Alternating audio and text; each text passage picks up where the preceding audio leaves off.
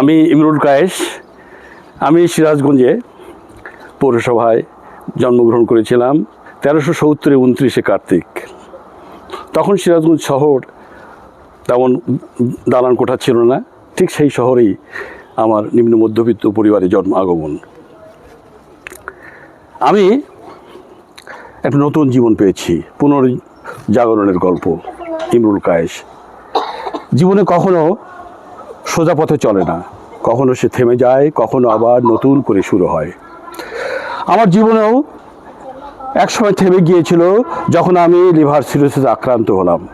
সেই দিনগুলি ছিল অন্ধকার, শরীর ক্লান্ত, মন ভারী, তবুও ভিতরে একটা আশার আলো নিভে যেতে দেয়নি। বিশ্বাস করেছিলাম আমি আবার ফিরব, আরও শক্তিশালী, আরও জীবনমুখী একজন মানুষ হয়ে। তারপর এলো সেই মুহূর্ত, লিভার ট্রান্সপ্লান্ট। হাসপাতালের সেই সাদা দেয়াল, ডাক্তারদের মুখ, প্রতিটি শ্বাস ছিল ভয় আর প্রার্থনা। কিন্তু আল্লাহর অসীম রহমতে আমি পেলাম নতুন জীবন।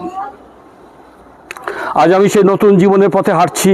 প্রতিটি সকাল আমার কাছে এক নতুন আশীর্বাদ। প্রতিটি নিঃশ্বাস মনে করিয়ে দেয় জীবন সত্যি সুন্দর যদি আমরা বাঁচতে চাই। আজ আমার জন্মদিন 29 কার্তিক 1432। এই দিন শুধু আমার জন্মের দিন নয়, এই দিন আমার দ্বিতীয় জন্মের দিন। সবাইকে জন্মদিনের শুভেচ্ছা। ভালো থাকুন, সুস্থ থাকুন।